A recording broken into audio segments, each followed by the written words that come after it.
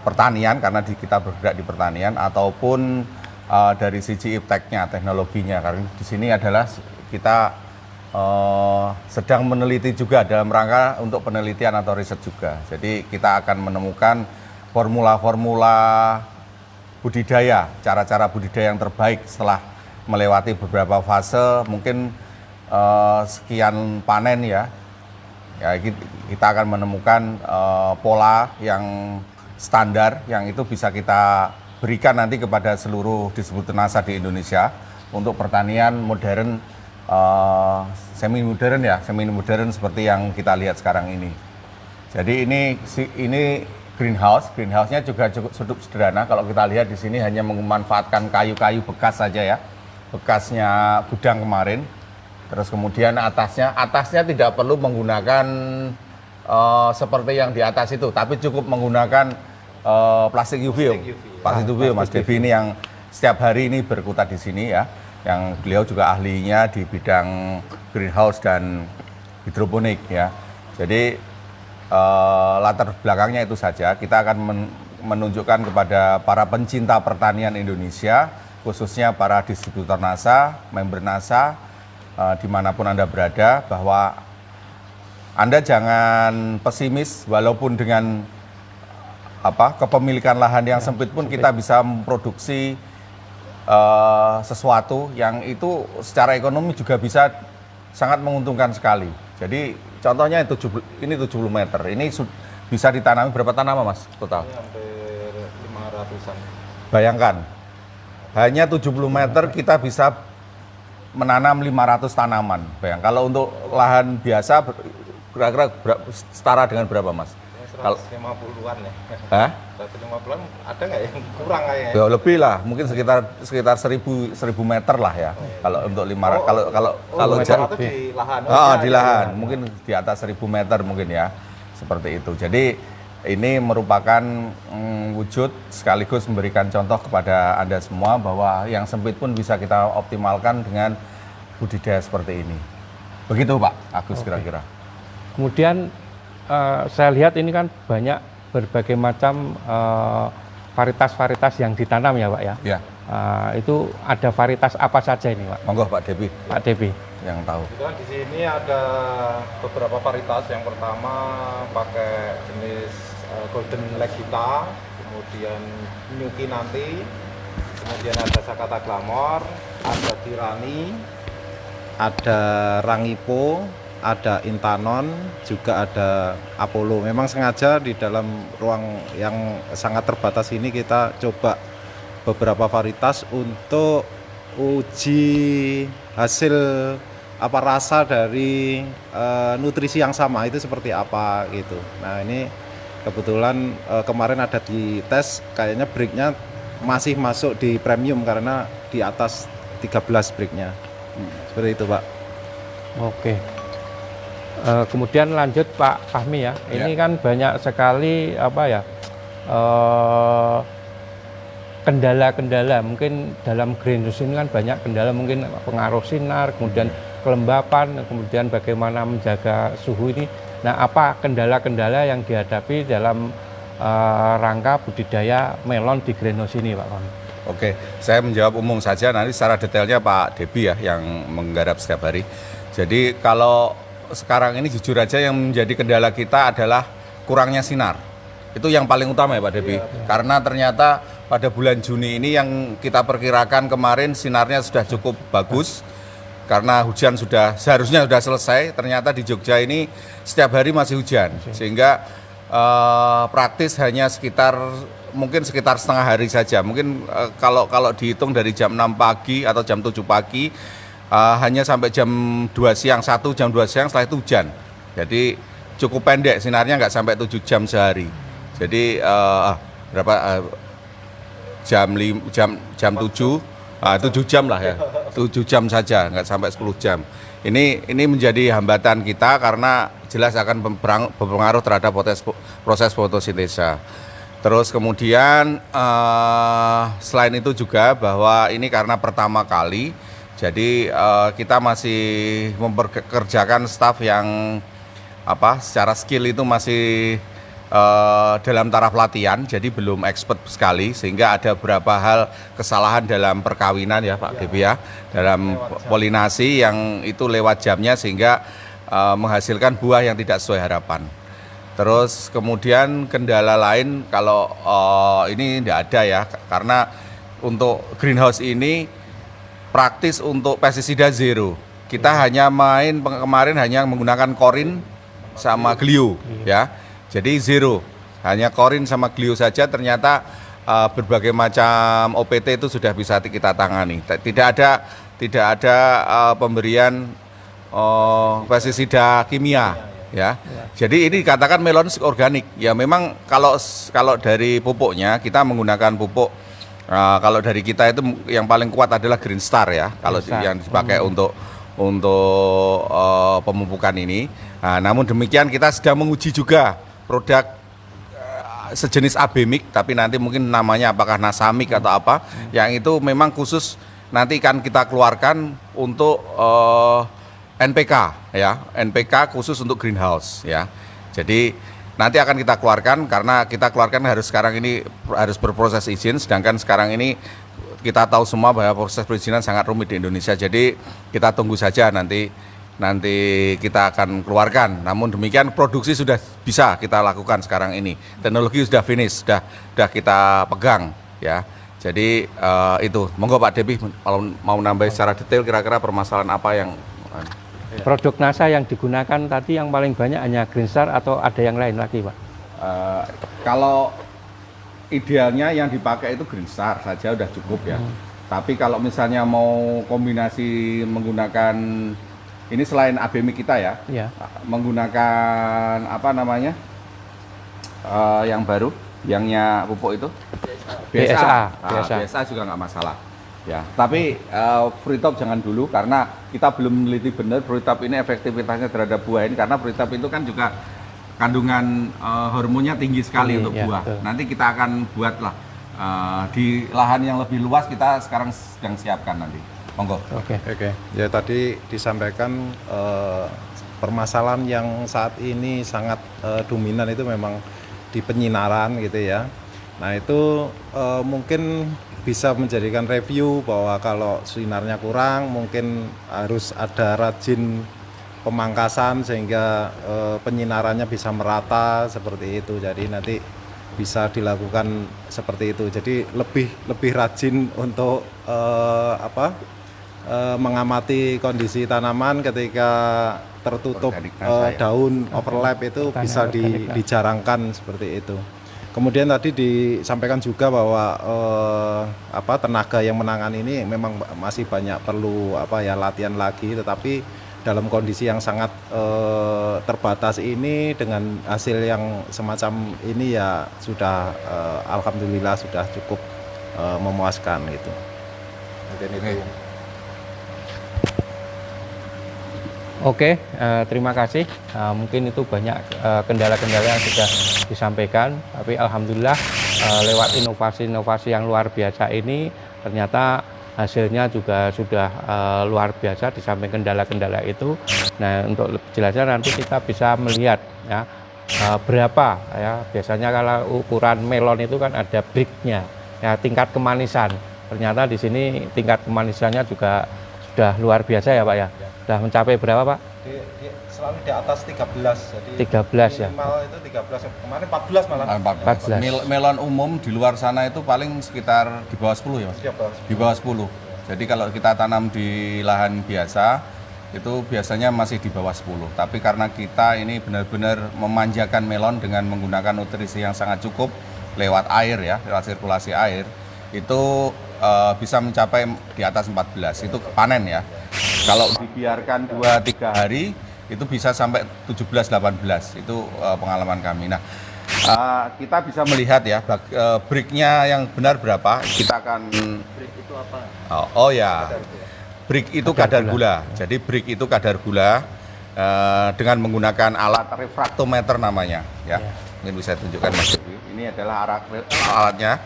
Ini menggunakan refraktometer. Nanti ditaruh di ujung sini, ini buka ya. Ini buka, ditaruh di sini, kemudian tinggal dilihat nanti akan keluar angkanya di situ. Ada skalanya gitu. Jadi di situ akan ada angka 10, 11, 12 dan seterusnya. Nah, semakin manis, semakin tinggi angkanya. Nah, kita mungkin bisa coba. Oke, Mitra Rasa, untuk lebih jelasnya berapa kadar gula melon kita bisa panen langsung yang ada di depan kita. Kita panen Ayo yang kita di depan ikuti. aja. Nanti kita ukur kadar gulanya berapa. Jadi ya. ini Ya. yang di depan ini tidak di greenhouse. Jadi kita Ya. ada dua pola. Kita coba juga walaupun dalam skala kecil, bagaimana budidaya melon di tempat yang benar-benar terbuka. Ya.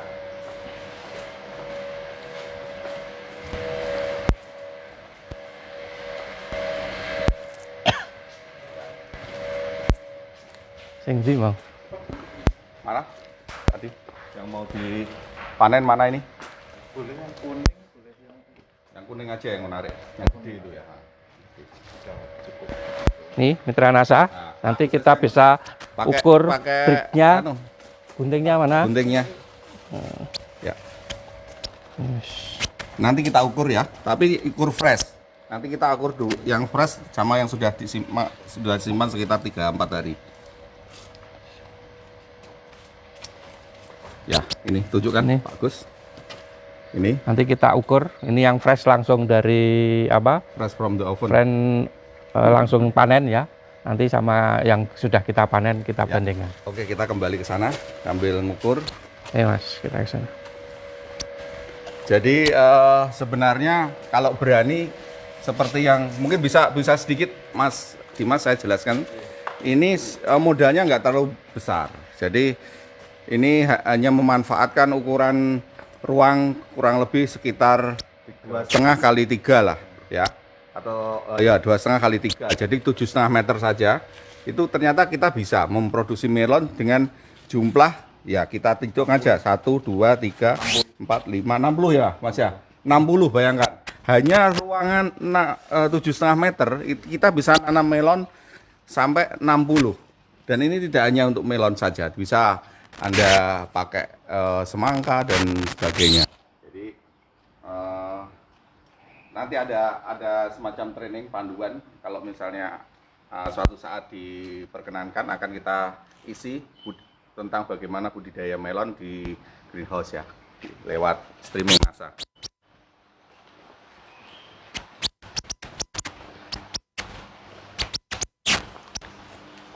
Nanti panennya berapa? Ya, panen 7 hari ya. Kalau golden 60 sampai 65, kalau yang ada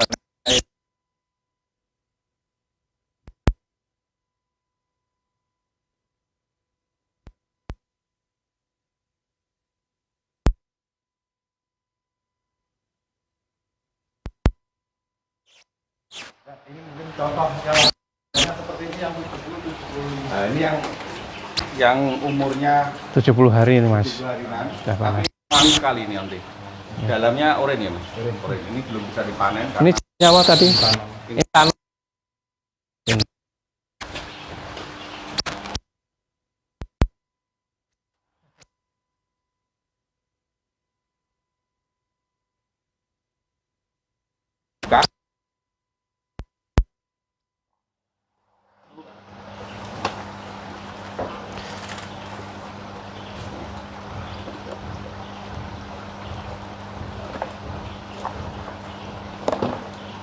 langsung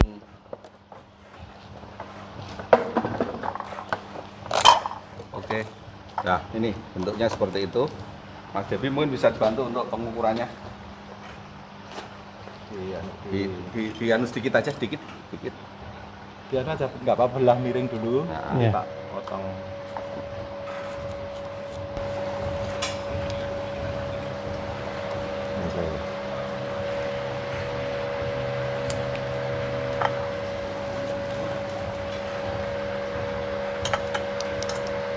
Yang ini tak anu dulu Mas.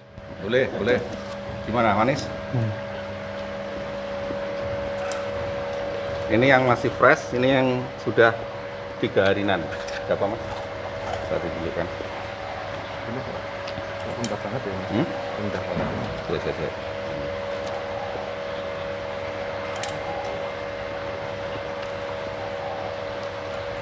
Rendah banget ya. Berapa? Di bawah 10 ini. Oh, kurang coba lebih. aja, coba aja. Iya, ini Ini yang anu ya, belum waktunya mungkin. belum waktunya ini. Mm-mm.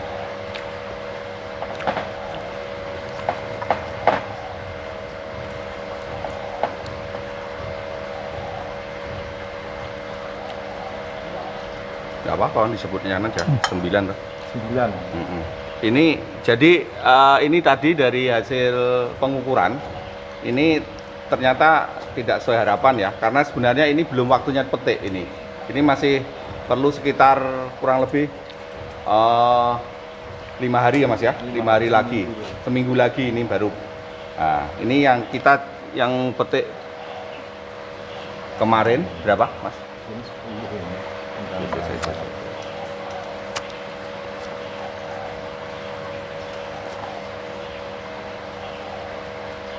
Warnanya lebih. Ya.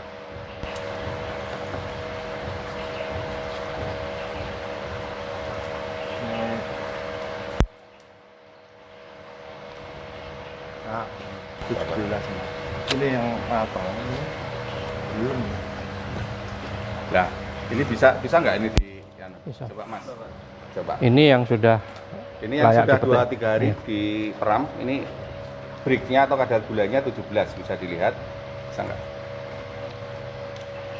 Ini kan dari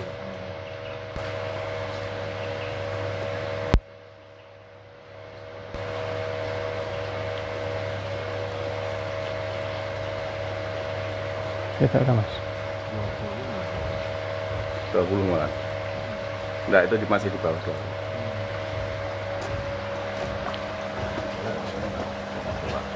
Coba lebih. Pulang. Ini istimewa ini, manis sekali.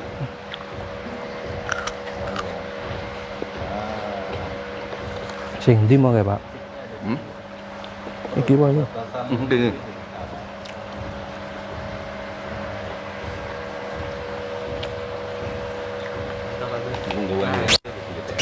Nah, itu angkanya gitu. Ngomong bagus. Nah, itu angkanya. Berapa itu? 17 ya. Batasan antara yang putih Mm-mm. dan biru itu. Batasan antara yang putih yang biru itu 17 ya. Luar biasa, ini yang sudah 2 hari dipetik. Oke. Ini masih seminggu lagi nih yang saya makan. Jadi terlalu cepat untuk dipanen. Nah, ini yang 17 tadi Mas. Coba. Luar biasa Mas. Crispy-nya sudah dapat, crispy-nya sudah Ya, dapat, ya. tetapi apa? Break-nya yang belum. Ya biasanya break itu diperoleh pada saat proses apa pematangan buah. Ya. Yang banyak bekerja adalah terutama giberelinya ya, giberelinya itu. Nah, itu biasanya mendekati petik atau pada saat masa-masa tua. Kalau masa-masa pertumbuhan memang karena pertumbuhan vegetatif itu masih jalan, itu proses pematangan buah itu juga belum terlalu sempurna, sehingga penyempurnaannya biasanya pada saat sebelum petik ya, usia-usia ya sekitar mungkin kalau yang model golden ini, nah ini usia 60-65 hari. Nah ini belum ada usia segitu, jadi terpaksa kita memang untuk kebutuhan syuting ternyata panen di lahan normal atau lahan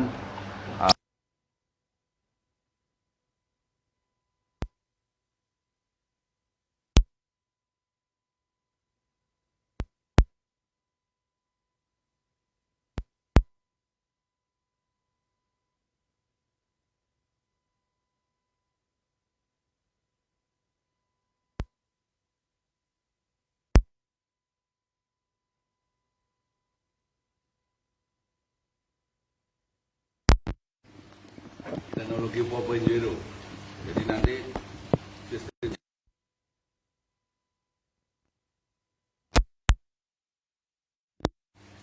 jadi 4.0 itu nanti bisa jarak jauh. Artinya kalau kita mau memupuk jam sekian, kemudian mengatur pH jam sekian dan sebagainya. Itu saya misalnya pergi ke Surabaya pun bisa mengaturnya pada saat itu.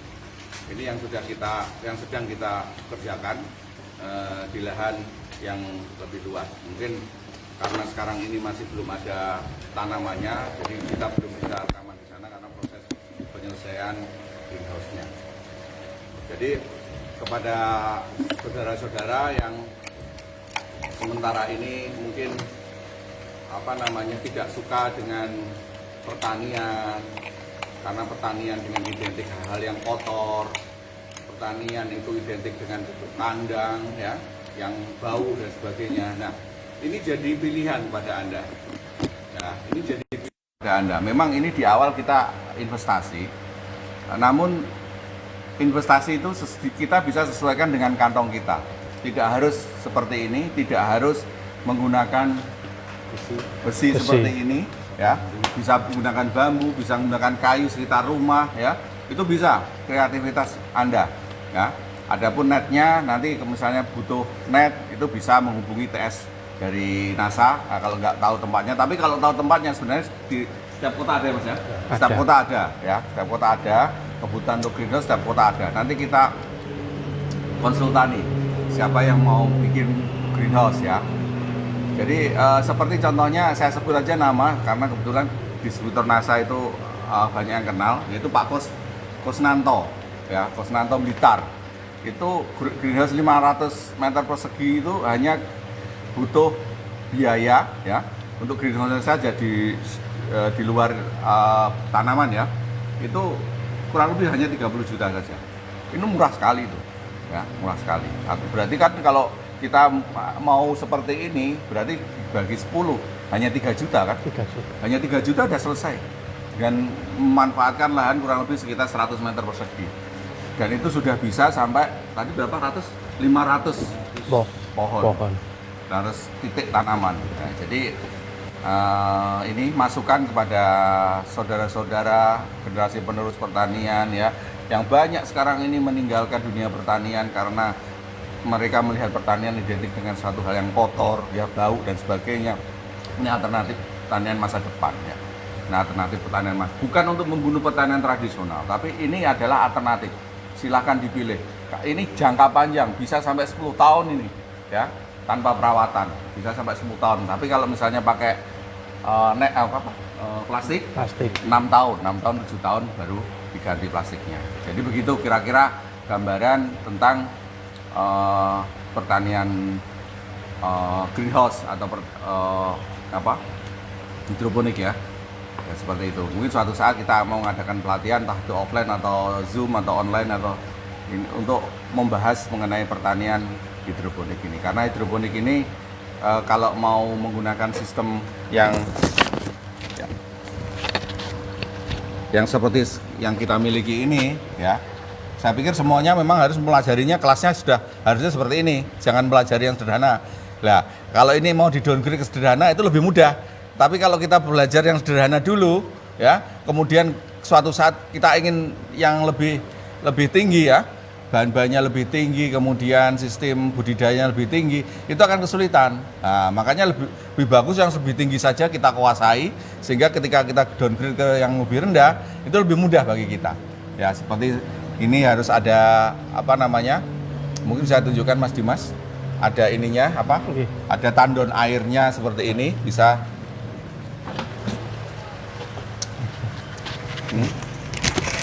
Ini adalah tandon air. Disinilah kita melakukan pemupukan, ya. Pemupukan dilakukan di sini, baik pupuk Green Star, BSA, kemudian nasamiknya itu di sini. Nanti kita berapa hari sekali Mas Devi? Itu bisa 3 hari sekali nambahnya. 3 hari sekali dan itu diukur apa ya? ppm-nya ya. Berapa kandungan nutrisinya, kemudian pH-nya. Kami hanya itu mengendalikannya.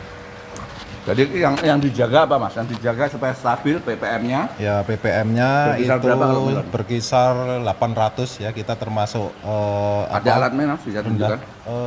Ada, sebentar. Mas David? TDS meter sama pH Mas.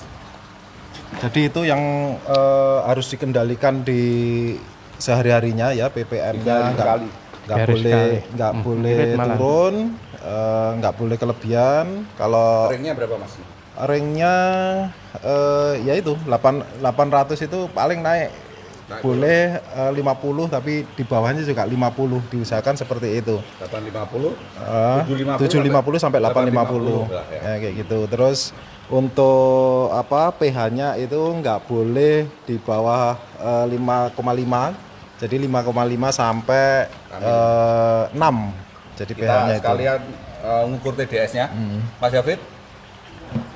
TDS-nya Mas. Jadi supaya semuanya tahu benar. Jadi ini nanti yang kita puter ya, kita puter ke Peralon media ya, peralon-peralon ke media ini kita putar ini jalan terus ya. Jalan terus, ya. terus. Jadi pompa. Ya. Ini dengan menggunakan pompa. Jadi putar terus. Kita- Pompanya cukup hemat, jadi pakai Pompa yang yang 30 watt itu sudah cukup, jadi nggak terlalu akuarium ya. Ya, akuarium. Pompa celup akuarium. Kita. Mas Syafid, Ini ya Mas. Biasanya pakai langsung toh. ya. pH-nya enggak. Baik, TDS dulu aja. Ukur TDS-nya. Jadi kenapa tandon ini ditaruh di bawah ini supaya menjaga suhunya nggak tinggi. Jadi suhu di Ya, nutrisi kita ini nggak ukur boleh ya, lebih. dengan menggunakan TDS. Ya, dibuka dulu. Buka dulu. Ya. Berapa itu? Berapa Mas Syafid? Berapa itu? 878 876. 880 lah. Ya, Nah, ini sudah agak tinggi sedikit karena baru ini ya, baru ditambah ya. Ya. Tapi masih oke lah, nggak masalah. Jadi ini TDS ini harus dijaga ini, tidak boleh terlalu tinggi, tidak boleh terlalu Terlalu rendah. karena efeknya nanti akan berimbas ke pembentukan buah. Ringnya berapa tuh? Kalau 700 750 sampai sampai 850 harusnya. Ya. Ini 890 90. ya, 890. Ini masih oke Bang, tidak ada masalah. Nah ini tadi kenapa dibuat seperti ini, tujuannya supaya tidak suhunya bisa stabil, jadi tidak panas ya. Nah ini yang kita siapkan itu TDS meter, kemudian pH air, pH meter air, terus kemudian mungkin kalau perlu Termometer, ya. termometer ruangan, Sama barometer apa Pak? Itu kelembapan. kelembapan itu kelembapan juga agak mahal juga alatnya Mas. Ya. Iya. Nah ini seharusnya waring seperti ini karena ini tetangga kita ini perumahan, jadi kita seharusnya seperti ini semuanya. Jaring, panas ya? sekali karena tidak ada sirkulasi udara Ya, dari betul, sana. Jaring. Praktis hanya dari sini udaranya sehingga panas sekali. Ya. Efek kurang dan lebihnya itu Pak, TDS tadi Pak. Kalau pupuknya kurang atau tadi kan kelebihan, efeknya Iya. kenapa Pak? Ya. Tentu saja kalau kelebihan itu sebenarnya kan mubadir ya, artinya kenapa cukup pada ring tersebut harus diberi tinggi itu faktornya ya di hemat di nutrisinya kayak gitu. Kalau kurang, nah itu tentu saja berimbas pada proses fotosintesis, proses penyerapan nutrisinya untuk pembentukan buah dan pertumbuhan dahan dan daun itu tidak bisa sempurna kayak gitu. Ini mungkin bisa Oke. diceritakan tiap lubang jaraknya berapa Mas? Tiap lubang satu pralon itu. Iya. Ini masing-masing meja itu lebarnya 50, panjangnya 6 meter. Ya, kita pakai jarak antar titik tanamnya itu masing-masing di paralon itu 50 cm. Jadi masing-masing paralon itu ada 12 titik tanam. Kali 4 di dalam satu meja berarti kan 48. 48, nah ini ada 9 ya, 9 meja, jadi 48 kali 9 ya, ketemunya ya itulah kurang lebihnya 500 tanaman seperti itu. Cukup padat karena kita berpikirnya kan di dalam satu meja itu seperti diibaratkan kalau di lahan itu bedengan yang nutrisinya cukup subur gitu ya, cukup banyak. Jadi anggapannya ini sebuah bedengan yang subur sehingga pada kerapatan itu untuk pertumbuhannya itu sudah nggak ada masalah. Tinggal ini masalah pengaturan sinar aja di sini karena mendung-mendung terus, sehingga itu yang harus disikapi untuk penanganan ke depan. Ya, itu. Oke, terus ini Mas mau tanya ini saya, ya walaupun saya ini juga ikut terlibat di sini, namun ini mungkin ada yang bertanya-tanya. Kalau misalnya pemupukannya apa namanya tidak lewat sirkulasi air, pemupukannya dengan sistem penyemprotan, kira-kira bisa nggak Mas? Kalau sifatnya tambahan itu malah dianjurkan. Jadi untuk mempercepat pertumbuhan juga. Jadi nasamik yang ada itu sebenarnya bisa diaplikasikan di daun sebagai foliar ya, gitu. Itu akan menambah kesuburan juga. Seperti itu. Terus yang model di depan itu namanya vertigasi Mas ya? Vertigasi dengan penyiraman model manual ya, kebetulan manual ya. Jadi menggunakan polybag saja, isinya kokopit ya, murni kokopit, kemudian ya disiram manual. Ya, Satu hari berapa kali Mas? Itu untuk nutrisinya 1 kali, kemudian selebihnya air mengikuti kondisi ketika kurang kering ya ditambah gitu aja. Seperti itu. Untuk nutrisinya hanya sekali di pagi hari. Ini kalau model seperti ini tapi dengan menggunakan sirkulasi, artinya menggunakan vertigasi Mas. Ya. Dengan sistem pengaturan perputaran nutrisi juga bisa juga ya Mas? Oh, sangat bisa ya. Jadi modelnya banyak, ya. saudara. Jadi mungkin pembahasan mengenai model-model hidroponik bisa kita ikuti nanti suatu saat di kelas Zoom atau kelas FB streaming ya. FB streaming, tapi khusus membahas budidaya. Kalau ini adalah pengenalan dulu mengenai hidroponik. Jadi seperti itu. Nanti mungkin di FB streaming ada pertanyaan yang langsung secara live ya, akan kita jawab semuanya. Nah, ini masih sifatnya searah, sehingga kita masih sifatnya pengenalan nih Pak Agus ya. Iya, siap. Seperti itu. Oke, itu Mas Dimas ya. Ada yang tanya ini Pak, aplikasi Korin. Oh, Di bawah apa disemprot di atas? aplikasi Korin itu gimana Mas? Aplikasi Korin kalau masalah dosisnya paling sudah di kemasannya sudah ada.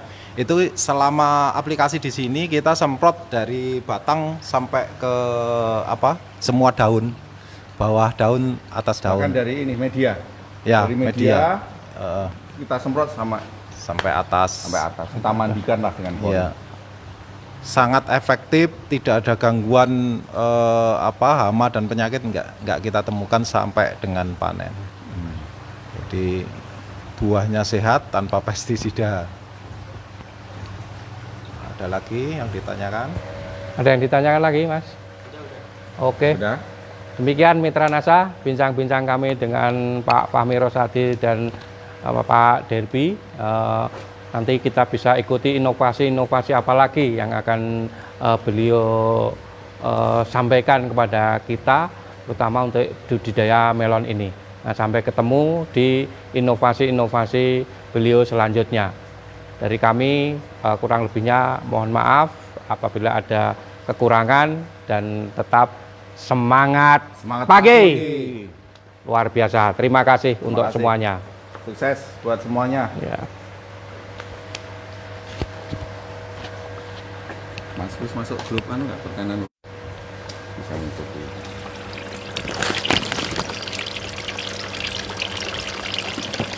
Itu Mas, nggak manisnya, kena hujan itu. Iya. Terbukti. Oh iya. Ini yang tadi manis banget 17 ya.